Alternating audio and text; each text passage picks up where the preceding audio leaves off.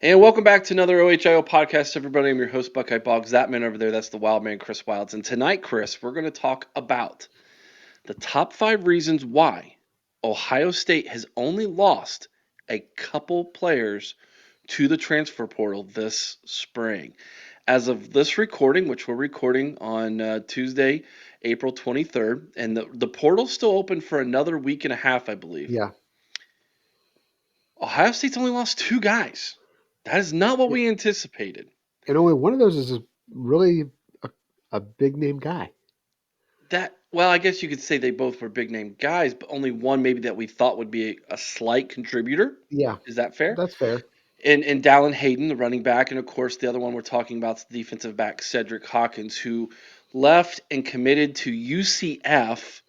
So he's going to the Big 12 with the Knights. Mhm. He was a Florida guy. That one doesn't surprise us. We learned yesterday that Dallin Hayden is going to go primetime. He's going to go out to Colorado and be a Buff. Not really sure about that move. Kind of don't really understand it, but Yeah. you got any thoughts on that, Chris? I think it's a huge mistake for Dallin. I don't think that the offense that Prime runs, which is going to be centered around his son, who's the quarterback, obviously, is really going to be beneficial to Dallin Hayden. Their offensive line is definitely not the greatest. Um, and I just feel like his opportunity is going to be limited, and when he does get the opportunity, that he's going to be running behind a second-class offensive line. I don't think this is going to be a great situation for him. I think he probably would have had a better chance of success had he gone to perhaps one of the SEC programs, or, um, for all that matters, even possibly a more run-heavy Big Mm-hmm. 12 program. Mm-hmm. Yeah, that makes sense. Um, and either way, you know, it'd be interesting to watch. I know Nebraska plays Colorado this Mhm. year, so that'll be a game that I'll have my eye on. Just a little bit more of a rooting interest there, depending on which side of the fence you go when you stand on as a fan. As when a player leaves your team that you root for, do you root against them or do you root for them? Sometimes it really depends on the situation. Now, me, Rotting I'm ale. kind of wanting to see Nebraska have a good season this year. I think that Matt Rule's a good coach, and I think Hmm. they're a program that could be up and coming in the Big Ten. Well, our friends over at the Common Fan podcast would appreciate hearing that as well. All right, guys, let's jump into this. Our top 5, or I guess you could say my 5 reasons why I believe Ohio State has been able to hold on to more of their roster than the majority of college football has this spring when it comes to the transfer portal. All right, Chris, here we go. Reason number 1. It's obvious. Ohio State's NIL is one of the best in the country. Yes. If your thinking is if your thinking is I'm going to make money and come going into the portal, then obviously when Ohio State's dishing out the money that they are, that stops you for a second. And you have Right. to consider that and think about that. As a businessman, if this is a business decision, then business is so good in Columbus, Ohio, why would you leave? Yeah, makes perfect sense, Eric. Our collectives, I think, have done an excellent job. Our fan base has done an excellent job at getting on board with it. I mean, we have had the option to go out and. Let me just say it like this: I despise the New York Yankees. I absolutely hate the LA Dodgers. And one of the biggest reasons is they always go out and buy the best team money can buy. Sure. I don't think we are that bad because I think that Ryan Day and our coaches have developed a lot of this talent, which they recruited initially. But we were able to go out and get the big free agent pieces, so to speak. These top guys on the market, like Quinshon Judkins, like Caleb Downs, Will that are Howard. really, Will Howard, that are really going to make this team go. Um, so yeah, I think that as far as you're talking the NILs, I think our collectives are doing a fabulous job, and Hey, if you're looking to get paid, Ohio State's the place to play. It's, it's one of them, absolutely. I don't know that Ohio State's the top dog in NIL, but they are in obviously the top echelon. Yes. And until we have clarified numbers, which we're never going to have until NIL's reined in and the schools are paying, then this is it's kind of a guessing game for us fans. I would guess Num- we're up there with Texas, though, as probably oh, the two I top would think so. programs. Number two, the players know 2024 is different. This is a special year. Yes. Um, the expectations of this team have never been higher under Ryan Day. This is a natty or bust, and those aren't my words; those are their words. Okay, Denzel's you words. those are Denzel Burke's words. That's right. You have players who could have had their name called in the first, second, third round of the NFL draft this week, Yes. who decided to come back and run this thing back another year.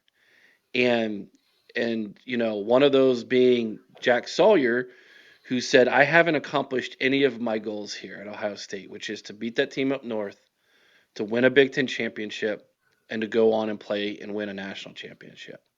And so when you have those type of aspirations and you know it could be special, it's a kind of a one in a lifetime opportunity. Why would you want to leave that? So I think 2024 it just feels and looks different, and I think Yes. the players know that. Oh, I agree 100%. You know, we said that when we walked down to or when we went to the spring game at the stadium, man. It's not just the fans, the coaches. Everybody knows there is something special around this year. Um, the pieces are in place. I mean, there's no doubt that Ohio State, I think, has the most talented roster. If not, they are definitely one of the top two most talented rosters in all of college football. With all these guys, like you said, coming back. Denzel Burke, I think, was a lock to be a first round draft pick this year, and he ran it back. Um, I think they saw some of the success that that team up north had with their players doing this. I think we've seen a little bit of this more trending the last few years where this is happening, where you're getting guys coming back. And initially, it started with NIL becoming a thing. I firmly believe that guys coming back to play that extra season to kind of, fulfill those fantasies they had about what they wanted to do when they stepped on campus.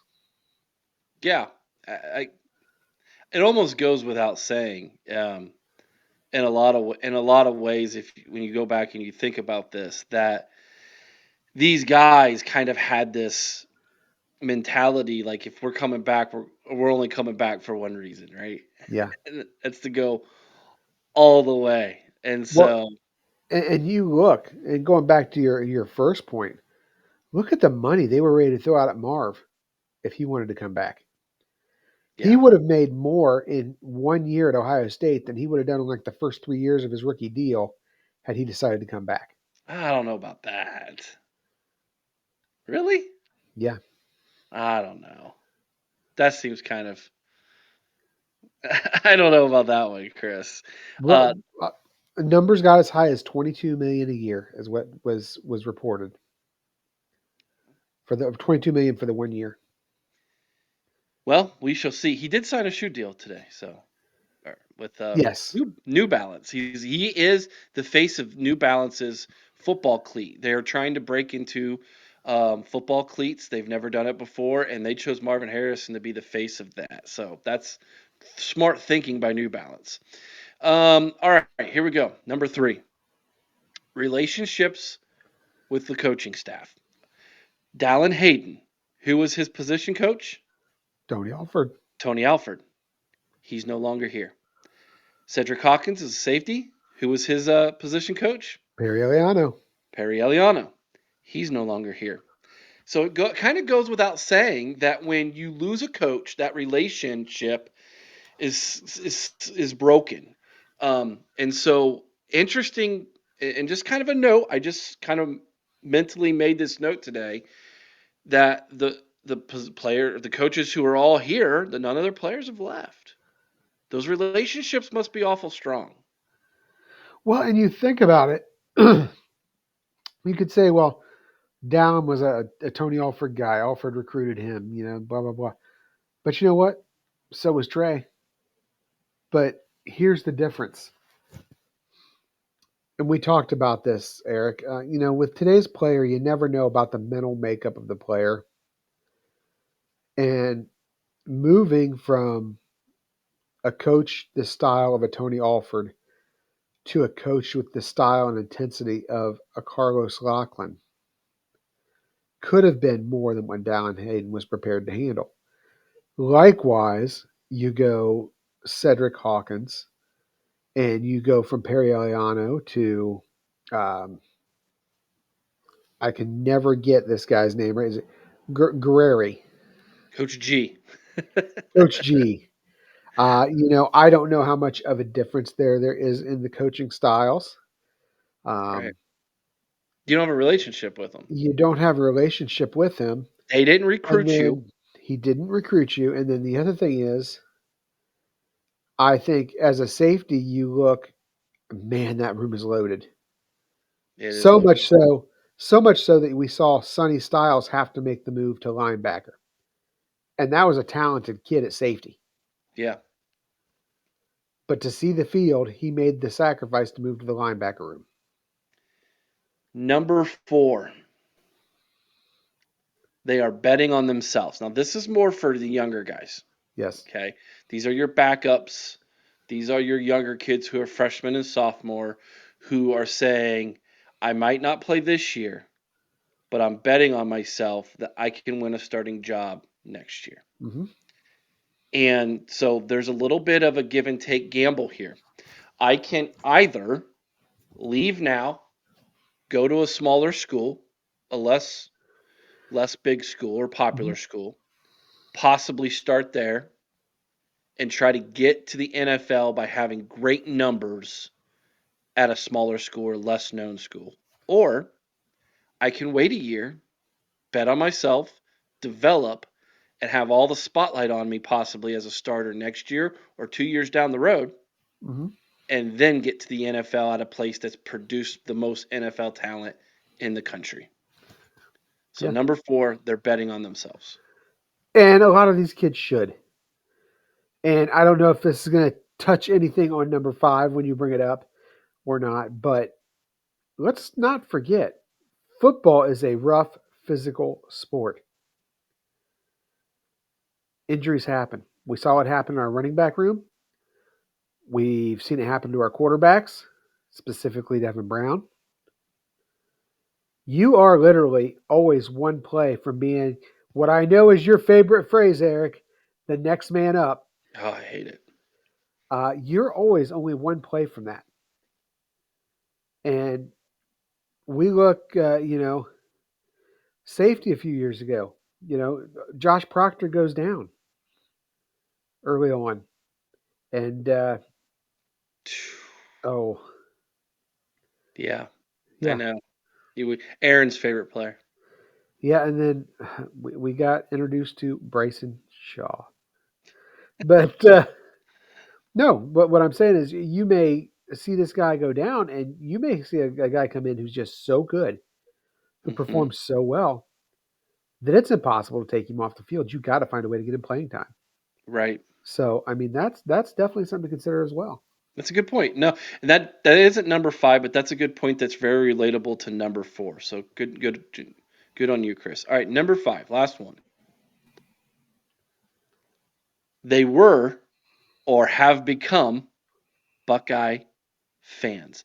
Now, one of the things that you can do to combat the NIL transfer portal problem is by recruiting kids who have it in their blood to start with. Yeah. Now, thankfully, in the state of Ohio, we have a pretty good pool to choose from. Yes, we do. Now, out of all those kids from Ohio, will some still end up leaving and going elsewhere to play? Sure. Oh, yeah. But if they are Buckeye fans to begin with, they're going to give you as the head coach and you as the program every opportunity to develop them and keep them on the roster and one day get them on the field. Yeah. And I'll tell you, Eric, you talk about one day getting him on the field. Something we have seen a lot from Ryan Day the last year or so, year and a half, is the fact that he is not afraid to play, specifically on defense, but not afraid to play the young guys. We saw that happen when the defense was struggling a few years ago. We kind of saw the youth infusion there, where we got the young guys along the defensive line getting in quality minutes. Um, so JTT played as a freshman. JTT played as a freshman. Jack got in a Hmm. little bit as a freshman. Uh, you know, I mean that plays into it as well, and all that I still guess goes back to too betting on yourself. But if you're a fan and you're born a fan and you see this and you take into account the fact that, like I said, Ryan's not afraid to play young guys if need be. He's in a situation where, and this I don't know whether you want to call this relationship with your coach. I think that is another part of all this. I think, in a sense, some of these guys came back for Ryan Day. They know as well as Ryan Day does, as well as all the fans do exactly how big this season is for Ryan Day. I was trying to sit here and think what other freshmen have got a significant playing time. Denzel Burke started game one Yes. as a freshman, and he has not come off the field since. So that's interesting. Dallin Hayden got a lot of playing time as a Yeah. freshman, The but now he's freshman, he not had here what, anymore 600 you know yards as a why? freshman almost. Because he didn't play as much as a sophomore. Yeah. Thank you, Tony Alford. Yeah, there you go. Another reason why Tony Alford messed that up. And I'm telling you, Um, that's a reason that one of the reasons he's not at Michigan right now is a transfer. yeah, yeah. Tony But Alford no, I think a mishandled lot that. of these kids came back for Ryan Day as well. I think they know what this season in essence is to Ryan Day. This is a make it or break it season for Ryan Day. Hmm. And I think some of these kids came back to say, "Hey coach, you believed in us. Let us, stick around, finish this thing out and get you where you need to be." I think there's been a lot of former players come back to campus this off season A and lot. have really talked to these kids about what it means to be a Buckeye. I think there's Yeah. been a very strategic point made by Ryan Day and his coaching staff to get former players to come back to talk to these kids because the people in their ear to get them to leave to chase a bag is not something that those players didn't have. Number one, didn't have to deal Yeah. with number as much, but number two, it takes away from that pride that you have when you graduate from a university. Yeah. Like let's take Joe Burrow for instance. Yeah. Joe Burrow still talks very favorably about Ohio State, He's an Ohio State graduate. but at the end of the day, is he a Tiger or is he a Buckeye? Like I he's I think conflicted about that. He's conflicted. I think he claims both. I think he would be the first to admit that his football prowess was best, obviously, exposed at LSU. Developed, best developed, yeah. He was an LSU football. This is what I would say. He is a Buckeye at heart. He is a graduate of The Ohio State University. Right. He was a football player at LSU. Yeah. That's a good way to put I it. think that's the best way to put it. But to your point, you look just how much how much has CJ been around over the course of the last year and a half, whatever it's been since he A lot. left for the NFL. A lot. And I love that. Yeah. I love that because here's a kid that is not only given back by coming back to Ohio State, but he's somebody who's doing it at the highest level right now. He was one of the best quarterbacks in the NFL last year, and he's making time to come back and visit Ohio State and talk to these players, on a regular basis. You somebody else, and you mentioned all the players, but Tress being around a lot this year. Hmm. Uh, here's a guy that could be in Florida enjoying his retirement right now, but he's taking time out of his schedule to come and visit campus and talk to Hmm. the kids and talk to the coaches. I mean, I feel like the Ohio State family, the Ohio State brotherhood, whatever you want to call it, this year there is just this bond, this thing that's bringing everybody back for this one moment. Like, we have to make a statement type moment. Yeah. No, I think you're right. All right, we want to know what you guys think. Is there another reason that we missed? Let us know in the comments below. Maybe you're not a Buckeye fan and you think these relate to your university, or maybe your university is missing some of these things. Again, let us know in the comments below. Hit the like button, share, subscribe. It really does help the channel. We really do appreciate that. We go live every Thursday night with our call-in show at 8 o'clock, and we go live every Sunday night. Uh, with our regular weekly podcast at 8 p.m. every Sunday night. That's 8 p.m. Eastern as well. So don't miss those opportunities. And if you haven't and you like to, and you've been considering it, maybe make sure that you subscribe to this channel. It's only $3.99 a month. You get a nice little official member T-shirt. You get free shipping on any items from our store. We've got a lot of great new merch coming your way as well. There it is. That's right. Our tumblers. And there's all kinds of great perks with that. And you get some cool videos that only for your eyes as members. We're going to be releasing another one this week. So check that out. If you haven't considered it, do it now. It's actually worth it. I trust you. Trust me, it's actually worth it. And maybe it's your way of just saying, hey guys, we appreciate the material and content that you guys give. This is our way of saying thank you. And we appreciate that as well. All right, till next time, OH, I hope. go Bucks.